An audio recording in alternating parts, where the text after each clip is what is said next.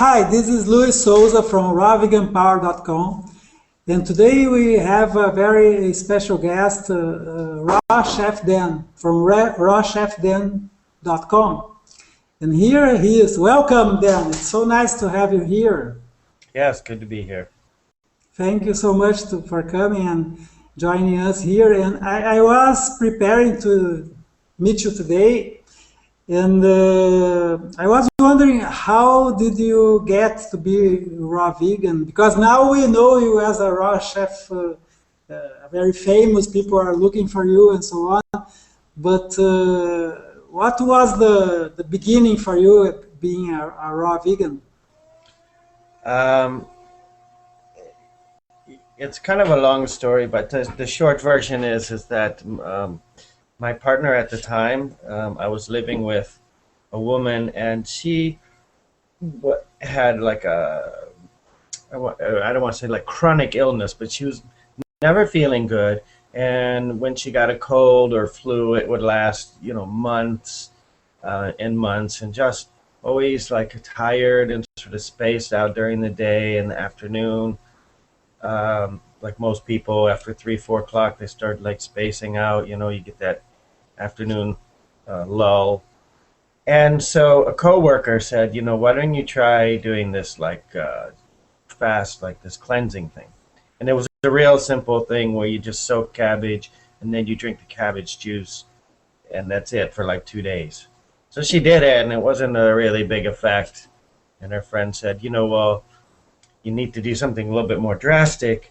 Why don't you go see my guru friend, my, coach, whatever, not really a doctor, but a health consultant. So he put her on a 14-day juice cleanse with the gallbladder liver flush. So she did that, and then at the end she felt amazing, and she said, this is so incredible, I want to do it again. And I thought, well, why am I cooking food at home while she's just drinking juice, and it's easier, maybe we'll just do it together. And she Right. felt so good, I said, I'll do it too. So I did the 2-week gallbladder liver flush, and then I was like, wow, I feel great. And then, of course, we go to Chinatown and have shrimp wonton noodles and stuff, and then a couple weeks later, you don't feel so good. And then you're like, well, I want to do the cleanse again. So we did it again, and then we were asking our guru, our coach, and it's like, so what do I eat after this? I don't want to eat anything. Every time I eat, I feel crappy again, and when I'm fasting, I feel so amazing. And he was like, he was from Australia. He's like, you need more raw foods, mate. You need to eat more raw foods.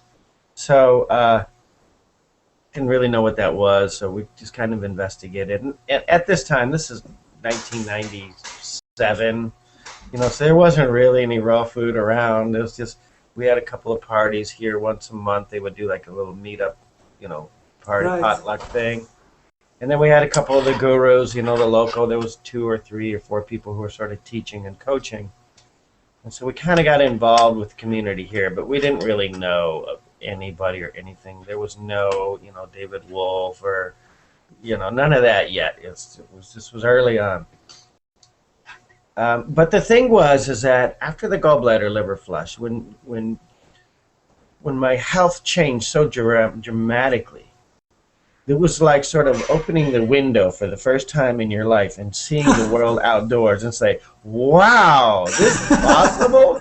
This is like, I had, severe allergies like hay fever, chronic lower back pain. But, I wasn't sick. I wasn't a person who said, oh my God, I'm sick. I'm always sick. I was just a normal guy, just going through life. And I was Right. vegetarian. Right. I was a vegetarian, or as now I call them, a starchitarian. Um, but I didn't eat any land animals at all. And at that time, I was not even some seafood here and there, but not really. And that just all happened by accident because I was a poor musician and living in New York, and I couldn't afford meat. So just sort of Oh, you were, incidentally became a vegetarian by accident. and you were a musician at the time then. Yeah, musician, well, music producer and audio engineer. I had a studio and recorded and produced music here in New York.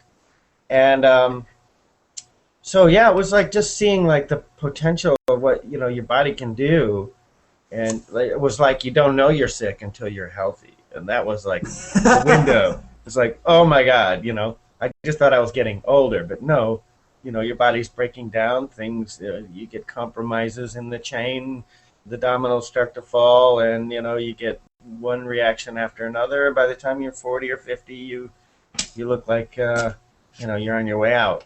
So that all reverses with the fasting and the cleansing. It just, wow, I was actually getting younger. I wasn't getting older, I was getting younger. And every time I would do the cleanse, I would get younger and younger. And now I'm 12 years old again. No.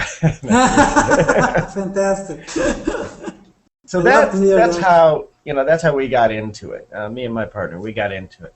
And then that led to, well, not many people want to come home after work all day and sit and make food and blend pates and all that. So it would be really good if there was a restaurant. And Sure. that led to, if we need it, other people need it. So we'll open we'll take my recording studio, which wasn't doing business anymore because everybody just buys a computer and they just do everything on the computer now. So studio business was down, and I thought, well, we'll just convert it into a restaurant. So that's how the restaurant came about. Oh, that's the Yeah. beginning of the Quintessence then. Yeah. And we had no idea, there was no, like I said, there was no books or websites. There was like one or two books out, a couple of websites. And that What was it. was that year? The year you In 1999. achieved? 1999. 1999. Yeah. So Quintessence is 14 years old now? 13. 13? It's actually, it's Let the me show you first, a picture here. it was the first raw food restaurant to be successful, meaning like we opened and actually stayed open for business. There's a lot of people open and close, and they didn't really have the formula. They couldn't figure out how to translate the food into something that would be, accessible to the masses. It's kind of like, well, if you wanted to eat healthy and you were into raw foods, you would go and eat it. But if you're not, you really couldn't get people to go eat. And so those restaurants didn't last, a couple of weeks, a couple of months. And they went on like that for years until Quintessence, when I decided, well, let me just make food that people know what it is. We'll make falafels and pizza and hummus and raviolis and things that people can identify with.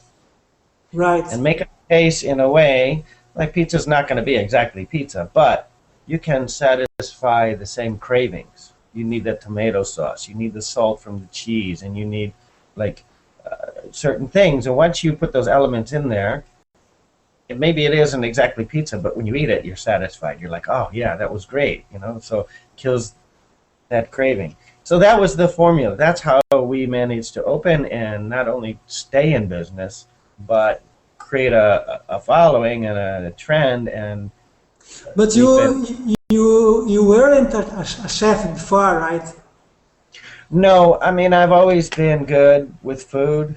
I've had in my past people suggest that I should, open a restaurant or be a cook or something like that, but I never wanted to be like in the hot kitchen and all the grease and the oil and the heat and burning your hands and sweating. And I worked in restaurants, and that was never appealed to the kitchen. But with raw food, you don't have all that. It's just That's nice and right. cool. You smell like herbs and spices, and and it's all nice. So it was a whole different thing to be able to open a raw restaurant and not have any aversions to being in the kitchen. And regarding the restaurant, I watched a movie the other day with a chef, and there is the kitchen, and it's always greasy and always dirty, all over. Yeah. And people have to clean so much all the time. What's your experience having a restaurant? Is a raw food restaurant? Is it much cleaner? I would guess, right? It is. It's fun to see the health department come in and do an inspection because they really don't know what to look for. Ha! That's Everything cool. on their list, that they're going down the list and checking, it's like we don't even have it, let alone check it off. So then they're on your case about like if you have a no smoking sign or if you have a spring on the door to close the bathroom door automatic, then they have to go after us for those things because it's the only way for them to get money out of us because we don't qualify for everything else on their list. So that's kind of fun. But um, no matter what, when you're making food, you have to clean up and be clean all the time. Right. And especially with raw foods, because you're not going to throw it on a fire and then kill all the bacteria and germs. It's fresh food, so yeah, it has to be handled in a way. Of course, these foods don't breed the bacteria and stuff that animal products and And you don't non-vegan. have an oven, you don't have a microwave, don't have No, all this stuff, right? You don't need no. it. We don't need the hood, the ventilation, and the hood, and the stack going up to the roof of the building for the smoke, and we don't need any of that stuff. And everything you buy in one day, you consume in the same day or maybe the next, or would it be something different? Well, it's different because you're thinking of prepared foods. If you have something prepared, you have 3 days maximum, before Right. it has to either, go out or, double check that it's still good. Um, but, buying the produce, we buy, boxes of avocado and boxes of tomato and boxes, and, we go through it during the week. Um, some things that we don't use as much of, we might try to get half a box if the supplier will give us half a case, so we don't have it like sitting too long. But I most see. everything, yeah, we go through in a week. Nuts and seeds, of course, we get big, 80-pound bags, and it lasts us for the month or a month and a half. But uh, fresh produce comes there to like twice a week. Twice a week. And some of the fruits need to ripe, right? You need to wait for. Sometimes, yeah, it depends on the season. A lot of times we try to order. We order. They have different variables when you actually place an order. If you want, ready to eat, ripe ready, or within 2 weeks, something like that. So, because they do ripening in the warehouses too, so people who need it right now and ready to eat, it's available. It's pretty amazing because you started from the scratch. You learned by yourself, I guess, and now you teach. You give certification, and you can even be over consultation for someone who wants to open a restaurant, right?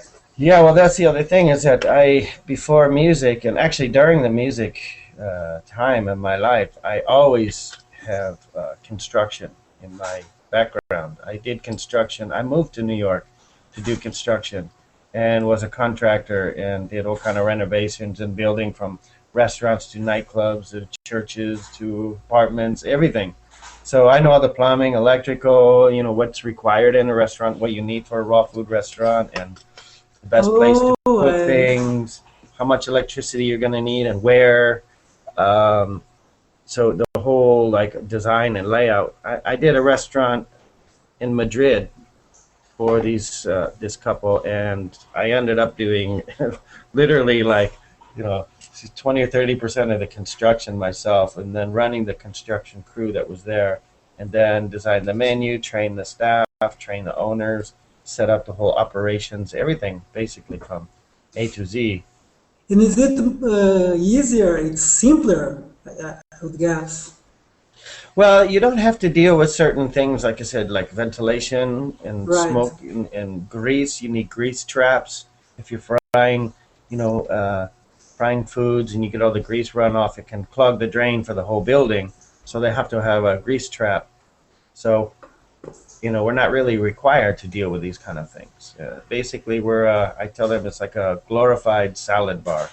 you know, it's a very fancy salad bar. So we don't really need any more equipment than you would need for a salad bar. I see. Yeah, That's right. Simple as this, as a salad bar. yeah, And your restaurant became famous and attracted famous people too, right? You have celebrities coming sometimes, right? yeah. Well, like I said, when we first opened in 1999, my partner and I, we didn't really know that there was really any kind of big community here. We just knew couple of people who would go to our, once a week. There was some little meetup thing, and some of the potlucks. You get 30 or 40 people there, but we didn't know there was this like big. All of a sudden, we open the restaurant, and there's a line down the block, and we're like, "Where did all these people come from?" It's like, "Oh my God, we didn't know." And people are saying, "Oh, do you know this person? And do you know that person? And this website? And do you know Gabriel Cousins? And this book and that book?" And we're like, "No, I don't know any of this. Like, who are these people? Where are they from?" So, I mean, there still wasn't a lot. It's like maybe Gabriel Cousins.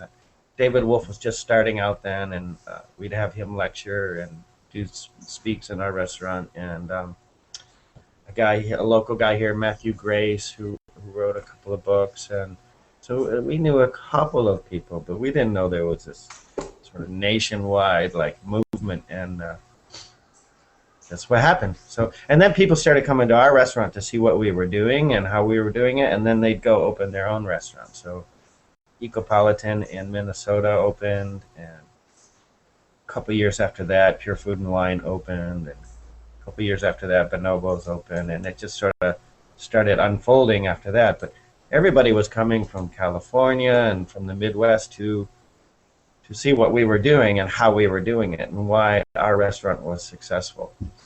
And here I have a picture of you and Wood Harrelson. Woody Harrelson, yeah. Harrelson, yeah. I've got a few. We have a bathhouse across the street which attracts some of the local celebrities too, and they would like go take the bath and sauna and then come across the street and eat. So I got pictures with like Lou Reed and Crispin Glover, and I don't know, a few. I don't keep track of them really, but And it's interesting. I was reading some reviews about your restaurant, Quintessence, and some people are meat eaters, but they go there just to taste something different. They would go to some ethnical restaurant or something like that, right? yeah, It's cool. yeah. And actually, we've been doing a lot of marketing with Groupon and Google Deals, or Google, I forget what it's called. And so it brings in a lot of people who wouldn't normally come. And then so you get these reviews, like you said, it's like, "Oh, I'm a meat eater and I'm not even a vegetarian, but this is the best meal I've ever had in my life." It's like, wow, these are some great reviews, Yeah. That's fun. It's fun to see that non-vegetarians are saying it's like the most amazing food they've eaten. So It's ever. a way to start, right? Someone goes to your restaurant, tastes the food, delicious food, and then they start thinking about it, right? Yeah, yeah. I sometimes people ask me about how do I come up with ideas, or how do I know what to put on the menu, and my ideas are just food that I used to always eat. I just look in cookbooks or look online. How do you make? I don't know, how do you make like a tempeh? So you see the original one, and then you just kind of make a raw version of it. Um, so that's where it comes from. But the idea to what's put on the menu is the wow factor. If you take a bite and you go, "Wow," okay, that goes on the menu. If you take a bite and it's just like, "Oh, that's okay, it's pretty good," that's not going to go on the menu. The one that goes on the menu is the "Wow, that's amazing." Okay, that one will go on the menu, because when the customers come and they try it, you're going to at least have that level of achievement. So if they don't like it, then they just don't like it. It's not their particular style or their taste, but that the dish is going to be good. So even people who don't expect it, they take a bite and they go, "Wow." So that's my criteria. It needs the wow factor. So sometimes you go to your kitchen, maybe someday when the restaurant is not open, and you are going to dedicate some time to create new recipes. Not really. I work at home for making new stuff, and I teach Oh, I all the see. time. So when I'm teaching, often we come across things. Uh, I mean, I'm always inventing all the time.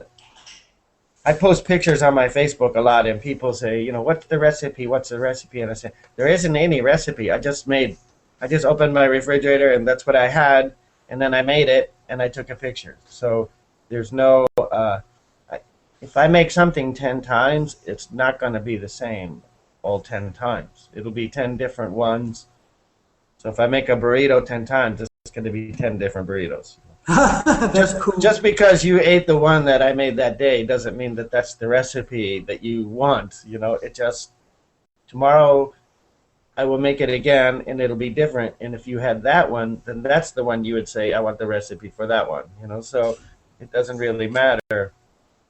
As With long as your you, background from music, do you think that there is some similarities? I mean, when you are preparing a new recipe, it would be like composing a new symphony or something like that? yes, yes, and construction as well. I always, I had realized some time ago that my God-given talent, the thing that I was put on earth to do, is take pieces and put the pieces together. So construction, music, art, food. I have the ability to have reverse engineering, really, is to picture the end product and then what pieces do I need to put together to get to that end product. So for me, creativity is always, not always, but a lot of times is I have a vision already and then I go backwards. What do I need for that? What do I need for that? What do I need for that? And then you put those pieces together and you end up with a final product. And that's Right. music, construction, art, food, all those things. Then there's the food I make where sometimes I don't even know what I'm making. I'm just start putting things together, and as it's developing and I'm tasting it, I'm like, ooh, that would be good stuffed in a tomato. So then I grab the tomato and I scoop it out, Then I have the tomato scraps, and I'm thinking, oh, why don't I blend that into a sauce and put it on the top? And so it's kind of happening as I'm making it. But That's are more you the taking notes while you are creating something new? Are you taking no, never, notes? never. Never. Uh, I Then got you food on have my to hands. remember.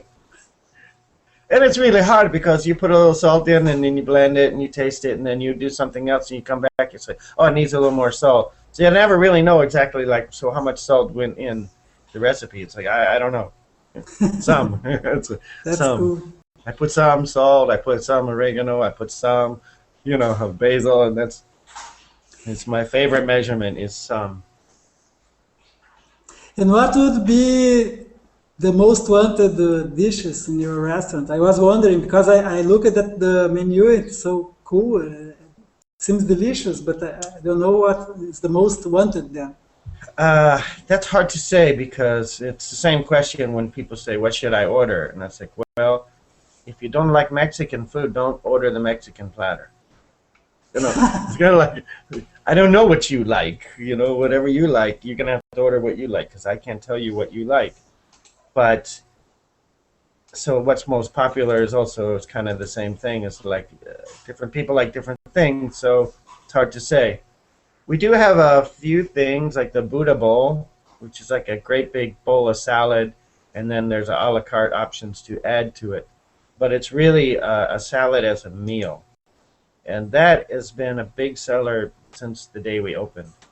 It's funny because a lot of raw food restaurants don't have juice and they don't have salads. And it's like the most basic thing. It's like, that's like the beginning of raw food. It's like juicing, Right. smoothies, and salads, right? And those are like the three things that most raw food restaurants don't have. They have Do all you this have fancy them? stuff. Yeah. So like the Buddha bowl, for one instance, is building a whole meal out of a salad. I see. Um, and then we have a tomato soup we call Peter's pot because a friend of mine, Peter, was saying after you do the gallbladder liver flush, you should make a soup with this and that. And so we started experimenting. We made the soup that happens to really taste good 2 or 3, even 4 days later. The flavor seemed to homogenize and it sort of just forms into this new thing. So we thought that would be great to have on the menu because it's something that we know we could do every couple of days and it's going to always be good. So uh, those are two things I think that have always been like a big seller on our menu. How many different dishes do you have in the restaurant? Oh, I don't even know. Couldn't tell Yeah, you. I tell you, yeah. I spend most of my time on the computer, on Facebook, or teaching or traveling. I don't spend a lot of time in the restaurant. That was Oh, you the have first 5 years. Yes, first 5 years, I busted my butt and got everything running. You know, formulated everything, made spreadsheets and all the order forms and inventory and all that stuff. Once we have a system in place, it's autopilot. Don't need to be there. I right. went to T. Harv Eker's Millionaire Mind seminar, and one thing he said to me changed my life. Well, not just to me, but he said it to the audience. He said, if you're working in your business, you're self employed. If you're working on your business, you're a business owner. That's So right. get out of the kitchen and start working on your marketing and your developing the restaurant, creating whatever, imaging and marketing and planning for the future. Maybe you want to franchise, or maybe you want to sell the restaurant down the road or something. So you got to work on your business, because you can't do any of that if you're spending all day in the kitchen By the or in way, your do you office. have some plans for expansion, or maybe opening other units? My partners and I, we have 4 people total now, and I'm the only one who's still really involved in food thing. I'm not even so sure, because I do many other things. I do a little internet marketing, and I do coaching and stuff. So I'm not really all that married to the raw food thing myself as a chef either. But I would be the one who would want to expand, or maybe do another restaurant, or my partners are not so interested. If it happened, they'd be like, "Oh, okay, great, we'll go along with it." But they're not pursuing. They have other careers and they have other things they're pursuing, um, life coaching and other stuff. But I'm sort of interested in doing a couple of things, like a raw dessert cafe, dessert shop with like maybe organic coffees and some nice imported teas and infusion teas and maybe kombucha and things like this, with all raw desserts, and a dessert shop, dessert cafe. Originally, I wanted to do in Tokyo, because the dessert shops in Tokyo, there are lines out the door every day, all day long, for these places, and they're just standard. If it was like healthy and organic and you know uh, youth giving, they would be lined up 24/7 to go in there. So, but now the radiation is so high in Tokyo, I don't want to go there anymore. So maybe Osaka, maybe Hiroshima, but not Tokyo anymore. But even here in New York or LA, if I did a dessert shop, I would automatically, right from the beginning, I would set the whole thing up as a franchise. So it would be formulated, and you know To everything be would a have a franchise. systemized, and so it could be duplicated again and again and again, and then we could franchise it all across the country and eventually worldwide. But literally, I could do a whole raw pizza shop. I could do a whole raw Mexican restaurant. I could do an entirely raw Indian restaurant. You'd easily do an entirely raw Italian restaurant. I mean, it's kind of endless. And Chia I pudding hope you shop. do. We have in New York this place, they call it Rice to Riches, and it's a rice pudding shop, and it's set up like an ice cream shop. They have the cooler with the buckets and all the different flavors of ice cream in the buckets. Well, Oh, they have the same setup, but they have rice delicious. pudding in all of them, and then all these different toppings. And of course, it's really sugary and it's made with eggs and all this stuff. But I was thinking a chia pudding shop would be really amazing. It Like would. all these different flavors of chia pudding and all these toppings and maybe some raw ice creams, and you could build your own like parfait or bowl or whatever. Um, that's another one. Anybody who sees this video and they're gonna steal my idea, please count me in. Okay, just want like a That's little cool. percentage if you do it, but that one we could franchise easily. The ingredients are readily available. Yeah, not too difficult. I was looking in your fan page, and you are promoting a raw chocolate love party, Yeah. and you promote these events usually, right? Yeah, well, I just started a meetup group. I don't know if you have. Where are you right now? Are I you am in? in Brazil. You're in Brazil. Okay, Yeah. in America, Yahoo has this thing they call meetups, Yes, I and know. right, so they get the groups. People start them, and then they get followers, and then they have their little events, or Right. sometimes they're big events. So I started a raw food meetup group with these two other lovely ladies here in New York, and so we just started. This is our first month, but we already scheduled like 8 or 9 events. The chocolate party is just one of them coming up. We went to a hydroponic or aquaponic growing facility up in Harlem, and that was our first trip to see how they're using the fish tanks and the pumps and the food, and they're growing. And the So food filters the cool. water for the fish. The fish poop in the water. It goes back to the plants, and it's just this whole cycle, right? It's a Right. sustainable growing, indoor growing situation. And so that was our first trip, and then we had a Caribbean dinner here in my teaching space, and then this weekend we have a regular potluck. People just bring stuff, and then we're doing the chocolate party. And then we're going to do one where people just bring ingredients and then we make the food. So they can just Ooh. bring things and we're going to make it right in front of them and they can watch. And so we said, if you ever wondered, what to do with this vegetable or you didn't know what that fruit was or whatever, just buy it and bring it and we'll show you. So that, that's kind of a Talking about demonstration. raw chocolate, it's cool, right? Because usually people always associate chocolate with milk, and Yeah. it's not raw at all, and it's with a lot of fat, right? And Yeah. raw chocolate, it's a totally different thing, right? It's slightly different. I mean, the history of chocolate is, it was used without the milk and the sugar for centuries before the Europeans came to South America and said, "Oh, that's great."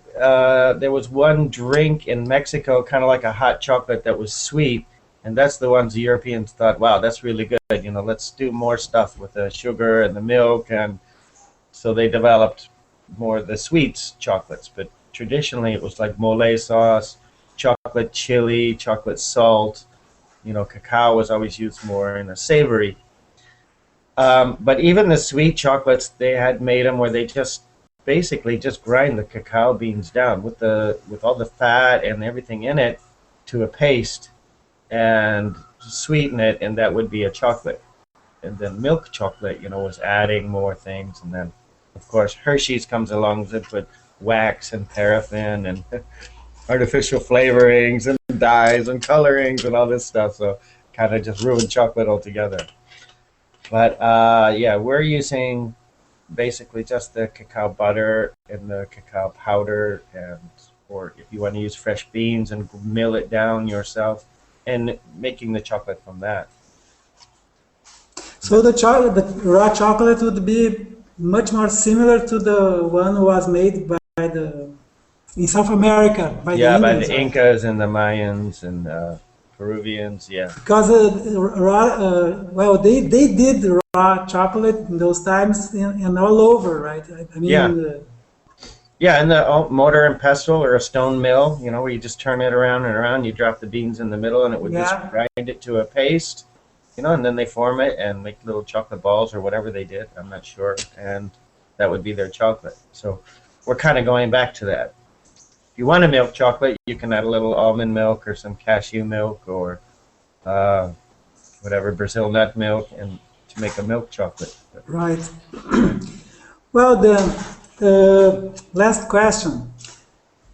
Uh, Comparing the person who you were before with the person who you are now, what is your raw vegan power? Wow, that's a big question because I've been all through different spectrums. The thing about getting into the raw food community is it isn't just about food. it leads you into, the whole concept of higher consciousness, higher level living. So, you get into other things, meditations, yoga, tai chi, qigong, whatever you get exposed to that you still want to start doing, even like going to the spa or doing colonics. Like, I mean, it becomes, you become more aware of more things and metaphysical things, and then politics starts coming in, battling Monsanto's, and how is our food grown and where does it come from and what's the politics and the eco elements of that. And so really what people say, sometimes on television, they only got like 4 minutes and they stick a microphone in your face. They say, what's great about raw food? It's like, well, it's not really just about food, is it? I mean, what's great about waking up and living on this planet in a conscious way? Who are we, and what is all this, and how do we work together? Because we've been so separated from our natural environment, our natural existence. We're trying to, like, it's like a fish out of water, and we're trying to figure out all these ways to survive instead of just going back in the water. It just drives me crazy when I hear this thing about, oh, we need the cure for cancer, the cure for cancer. No, just eliminate the cause. That's right. There's no cure. You don't need a cure, Just the cure is just kill junk food and close down McDonald's, and that's the cure. It's like, just get rid of the cause, and the body will cure itself. So, and I've been up and down, too, with, like, I got into this from fasting. And I did the fasting, and I was teaching other people. So every time I would teach somebody, I would do it too. So I've done the gallbladder liver flush like 25 times. I did intestinal cleanse and kidney cleanse and colon cleanse and all kinds of stuff. And the first 5 or 6 years, super hardcore. I lost tons of weight. I was like even flowing. Then I get bored. I'm like, okay, I want a life. I want a social life. I want to go out. I want to meet people. I want to be outside of this environment. And so it didn't hurt me to go to a Thai restaurant or a Japanese restaurant or Chinese and have like a vegetarian dish. And I felt fine. It was great. So I can't say that I'm 100% raw or even 100% vegan. I travel a lot, and I'm constantly, on an airplane or in hotels or whatever. We do an event, we make all this raw food, and everybody eats it all up, and they're like, yum, yum. We go back to the hotel, and there's nothing to eat, and it's like, okay, what? All right, well, let's go out for sushi. So you do what you can when you can, but I don't, like, get all, like, depressed or all heady if I can't stick to a really tight. I think, like, mentally, I mean, they've been proving over the past, like, 10 years that stress causes illness. Stress is really high stress people are really at high risk for cancer and heart attack. So stress is very acidic to the body. So if you're really worried about what you're eating and you're all stressed out and you're shopping all over the place to try and find the right things, you're creating an unhealthy condition in your body. We might as well just sit down at some local place and get a salad and whatever steamed vegetables they have and just eat it and don't worry about it. Just enjoy that. So I think the most important thing with a diet is just eating real food. No artificially created fake junk, even like tofu and seitan and gluten and all this stuff. It's all garbage. It's all factory made junk. Just eat real food. Even if you're going to cook it, just pick it from the ground or from the tree or from the bush and eat the real one. That's the most important thing. For me, the difference, clarity in my mind. I mean, I wish my mind was this clear when I was in high school, because maybe I would actually have learned something. That's cool. The only thing I learned in high school is how to sleep without your teacher noticing. And I think that was it. But, yeah, mental clarity. There's sort of a more spiritual connection because in the center of our brain we have the pineal gland, and the pineal gland is basically our connection between the cosmos and the bigger world, the ether or the collective consciousness or source or whatever you want to call it. And that's our connection from that world into our physical being.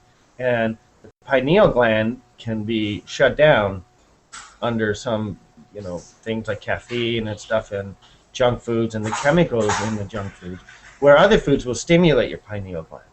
So That's right. if you even tell people, your average, beer drinking football player, macho, frat boy, about, when you eat better foods, you become more spiritually connected. They don't understand what that means. They say, it's like hippy dippy guru stuff, it's like whatever.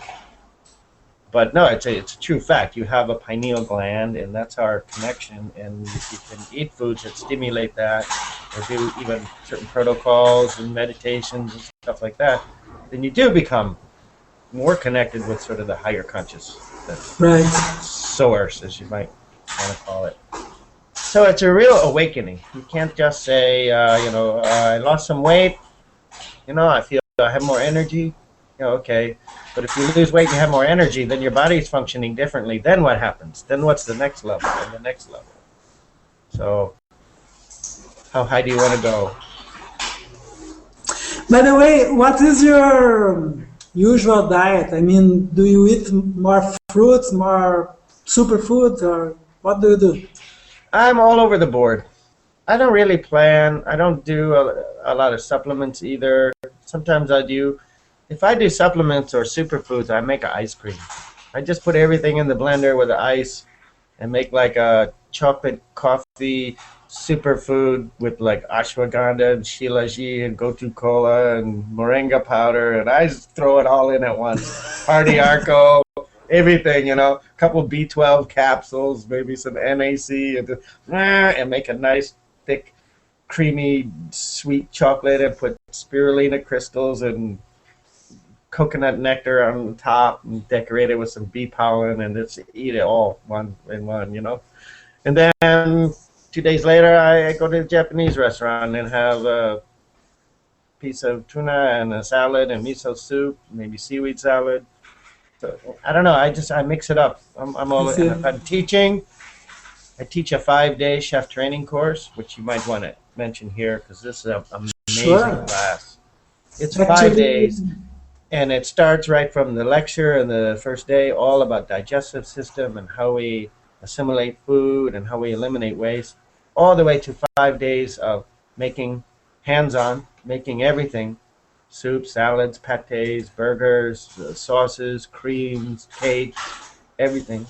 you And the have last that on day, your site, yeah, when right? you on my website, if you click on events, the Oh, events, I see. Okay, let's show it then. and so if I'm teaching for 5 days, I'm just eating everything that we're making there. So yeah, you see the green one, Wednesday to Sunday. I That's see. the A to Z, once a month. Um, I This have is an early April. bird. It's next week, right? Yeah, the next one is next week. But I do every month unless I'm traveling. Sometimes I Right. have Same one here. student, sometimes I have 6 students. I limit to 6 only because it's hands-on and it's really close and intimate, and we just work in my apartment.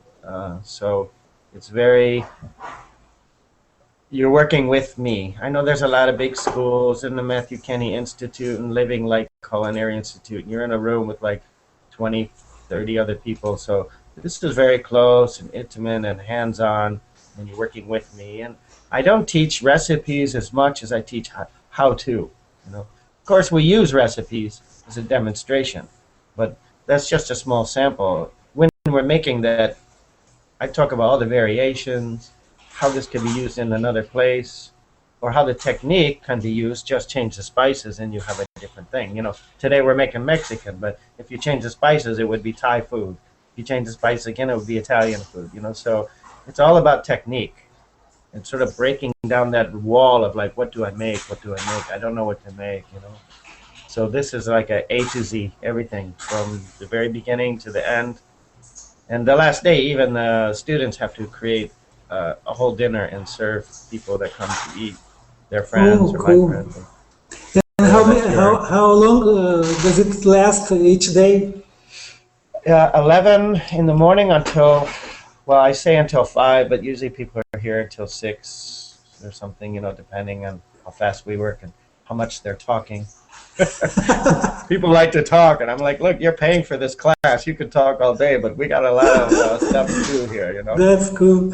Um, but it's always a fantastic experience for everybody because it just blows open those doors of possibility, you know.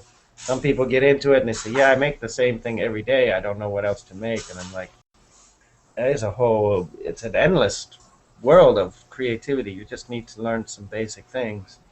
You'll And never while have. you are during those hours, people, you said people talk, but do they eat too? Yeah.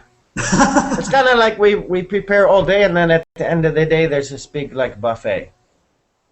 And And and you are and then eating along the day, they eat. right? Yes, you know, maybe we do a soup or a salad in the afternoon, and then we take a little break, and then come back and we work on the rest of it. And some stuff we already put in the dehydrator in the morning, so now by 5, 6 o'clock it's ready, and so we eat, or they just pack things up and take it back home or to their hotel and eat later. So my students are from everywhere, from Japan to Brazil to Oh, really?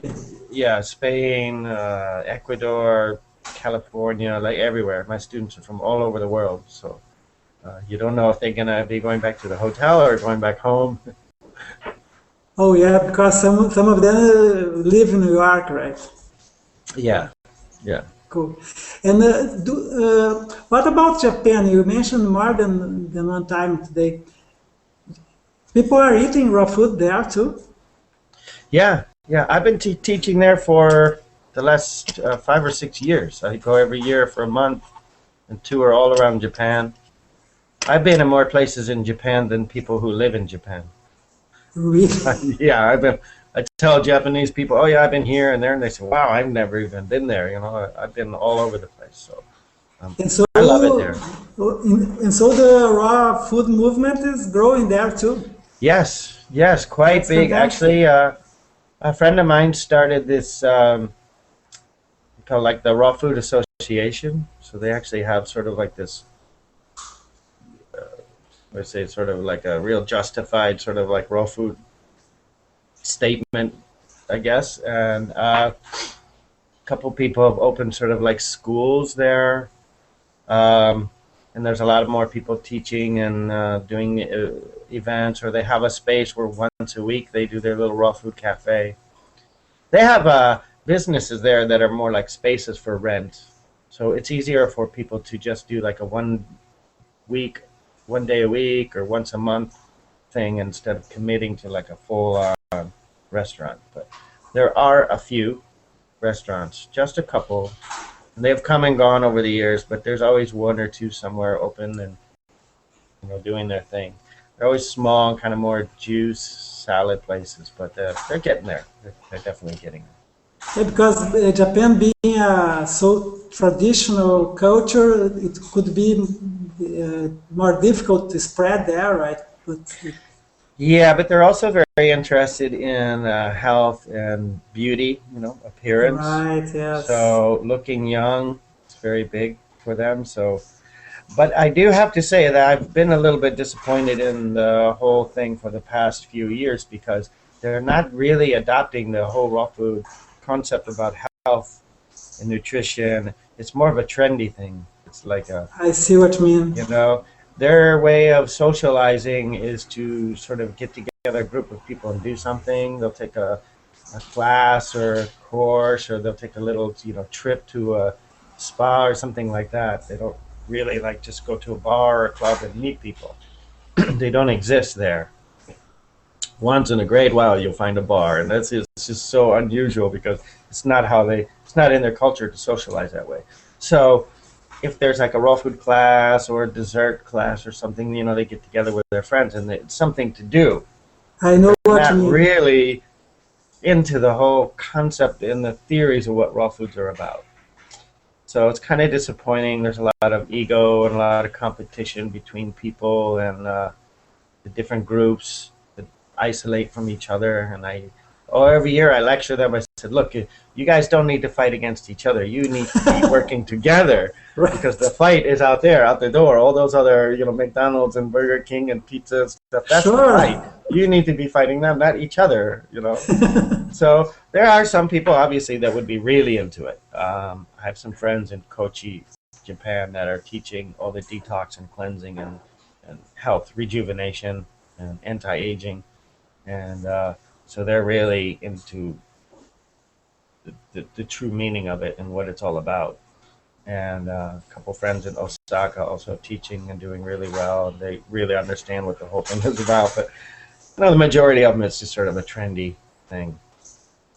And in your vision, what would be the country besides the US in which it's growing faster? I think, in my experience so far, it's growing the fastest in Japan.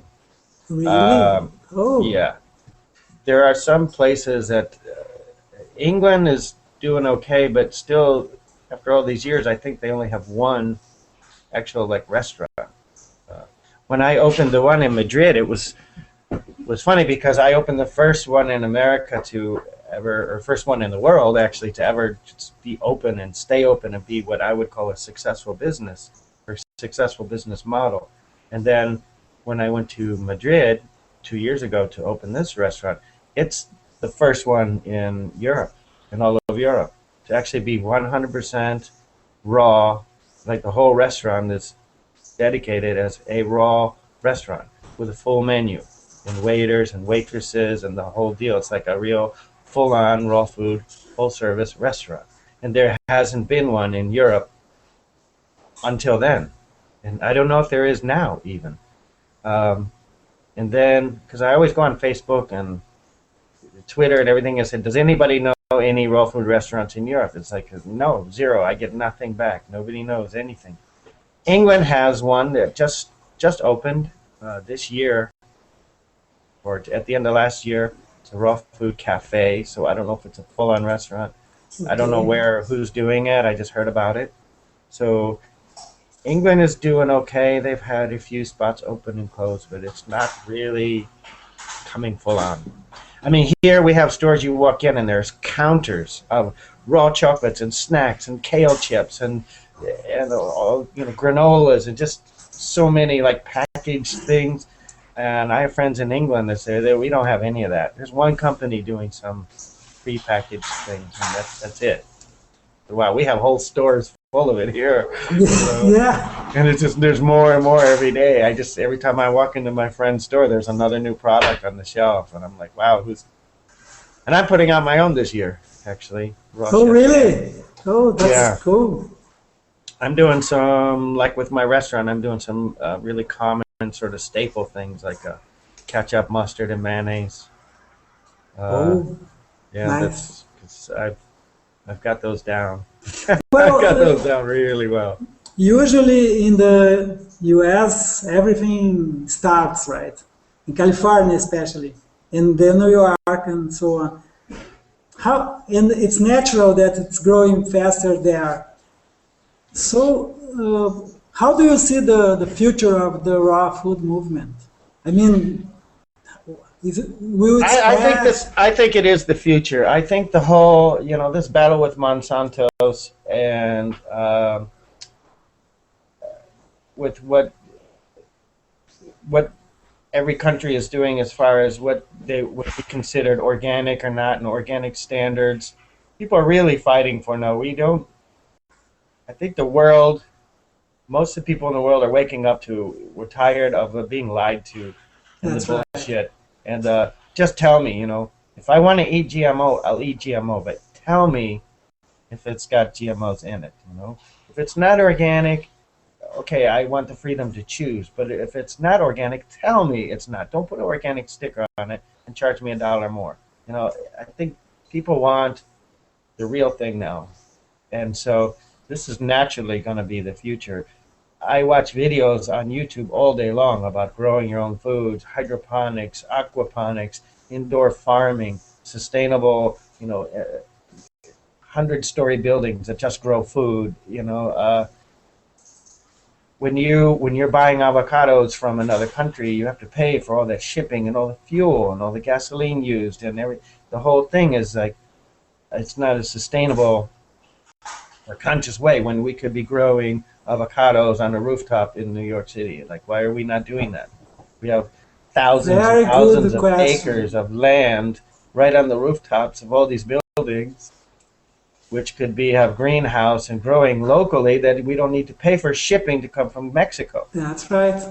So this is the future. I think future is getting control of our food source, eliminating what they call the food desert, where there's nothing except McDonald's and Burger King and Pizza Hut for miles and miles, and bringing really food into the community again and letting people find out what eating real food is. Kids, we have a school here where the kids go to the roof and they have the aquaponics and hydroponics and they're growing fish and they're growing food and these children are learning about farming and growing and the nutritional benefit and they use that in the cafeteria for their lunch and the kids know what they're eating because they grew it. Now you try and give spinach to a kid at home, they don't want to eat it, but when they grew it on the rooftop and they picked it, they're dying to go in the cafeteria and eat it. Like, yeah, I And, made that. and they will grow to be adults who really enjoy real food, right? Because Yeah, they yeah. learned it. Because and then when you eat the fake one, it's like, ugh, what is that? You know, everything in a can, everything, fruits, vegetables, it doesn't matter. If you bought it in a can in the supermarket, this thing went into an oven at 1200 degrees for 20 minutes. 1200 degrees. 1200 degrees for 20 minutes to kill everything because they're afraid of botulism or food poisoning. So instead of worrying about handling it properly, they just kill everything. The nutrients, the vitamins, everything. It's just dead. They just cook it to death. Then they stick the label on it and put it in the store. So it's almost the same thing as artificially created. It's like a piece of plastic, piece of flavored cellulose. It's nothing. There's no nutrition. So when you go from a kid eating canned peaches, eating real fresh peaches, then you go back and try and eat the canned peaches. You're like, no, that doesn't taste right. There's something wrong with that. The funny thing is that we learn that food is cooked, right? The concept of raw is really new for most of us, right? It is under certain circumstances. I mean, we have a lot of raw food in our diet, but we don't call it raw food. Like gazpacho, you order gazpacho and you just say, "I want gazpacho." You don't say, "I want a raw food tomato, salsa dip soup thing." You just say, "I want gazpacho." Even meat, steak tartare, and sushi and things. We've been eating raw foods for a long time, but I think that the big misconception here is that the word raw is referring to not cooking. And raw is really referring to unprocessed. When you think of Yes. raw materials to build a house, you don't buy a door frame, you buy the wood to make the door frame. So this is working with raw material. So unprocessed material. So you have total control of the final product. So this is really what raw food is about. And actually, raw food is a terrible name. It doesn't attract people, and it gives them already they picture something that is not it at all. But that's what they picture, and they go, "Oh, what? You eat carrot sticks and salad?"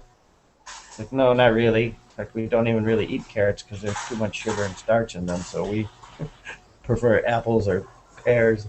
But working with the raw material and life food would be a much better term. Food that promotes life, food that's living, food that has life in it. Uh, Life food would have been a really much better term, I think, going into the future. But everybody just jumped on the raw food, raw food, raw food, and so it stuck. Um, but like I said, I think the most important thing is just unprocessed, just using pure food, real food. Even if you cook it, I mean, there are some things you have to do, like sprouting. If you want a quinoa dish and you like cooked quinoa, you at least should soak and sprout it first because it converts the starches into fat, protein, and sugar. And fat, protein, and sugar is food. Starch is not really food. So why don't you sprout it first and then cook it, and you have a whole different meal. I see. Yeah. It was fantastic talking to you today, Dan. It's a great experience for me, and I really thank you for the Well, thank time. you. Yeah. And I, for sure, if I go to New York, I want to go to your restaurant. But I would like to see you there too, right? I Well, hope I you are live next there. door, so you just send me a little text and say I'm in Quintessence. So I'm Great. usually like I will a send you good a message before then because I would love to yeah. meet you in person and to taste your very delicious food. I'm sure about And that. I'm not against coming to Brazil. So if Yeah, you and if know you come somebody here, who I would really would appreciate open if a you drop restaurant, by. I have a student actually who has a hotel in Brazil, and her and her husband were converting the restaurant in the hotel into a raw food restaurant. So Fantastic. she came here Where? to she came here to take my 5-day chef training course for that. Oh, I don't know. I think it's on the west coast over in the neighborhood where you grow all the cashews. I on the think it's where? It would be you mean the East Coast? or the east. East Yeah, Coast. the east coast. It Yeah. should be somewhere in Bahia, maybe Yeah, I don't know. I don't Salvador. remember. It was a while ago. But so you do have some there. But Okay, I would love to open a restaurant. That would be amazing. I hope you do, and Yeah. I hope you make that franchise thing that you were mentioning too. Yeah. That's very cool. I have too many ideas. That's a problem. I have to focus. Teaching now is the one, and this summer I'm working on a video so I can have all my recipes and all my teaching online in video, so people don't have to come all the way to New York to learn. You know, they can learn Well, from that will internet. be great. And if you want to make another interview about that in the future, I would love to do that too. All right. Thank you so much, Fantastic. Dan. All right. And you who are watching, go now and take a look at rawchefdan.com and see all the great stuff that you can find there from Dan, the And Raw the Facebook Chef Dan. and Oh the yes, that's right. Facebook Raw Chef Dan. The Facebook page too. I can show it. Actually, let's do it now here. Yeah, because I put Let's a lot of my photos and what I'm here. doing, sort of my daily So log of what's going on. so it is facebook.com/raw chefdan, and Yep. you can get in touch with Raw Chef Dan, the Yep. the only one, right? The only The one. one and Yeah. only, the one and only The about one and only quantity. and the only one. And I have a YouTube channel, Raw Chef Dan, as well. So Yeah, I think it's YouTube. Let's put it here. YouTube.com. slash Raw Chef Dan. Yeah. I don't have a lot on there now because I've had a lot of troubles trying to get good quality video with Yeah, equipment I've it's been working here. with. But this year I'm getting on the Macintosh and I'm going to really start focusing on video again. Yeah, you have lots of Yeah, they're all delicious very recipes old. here, They're all very old, but there's some fun stuff there. and you have a lots of subscribers as well. They are waiting for more videos, and I'm Yeah, I too. know. I just That's subscribed. I'm waiting to get a Mac. That's gonna be. I'm trying to do these videos on PC, and you know, it just doesn't really work. And by the time you get the rendered for YouTube, the quality looks so bad. I just decided I'm not gonna do any more videos until I get the right equipment. But that's coming very soon. Okay, then we All all right. hope that you get this Mac as soon as possible. Thank you Yes. so much, Dan. It was a Okay. blast. It was very good to talk to you today. Thank you. All Bye right. bye. Great. Thank you.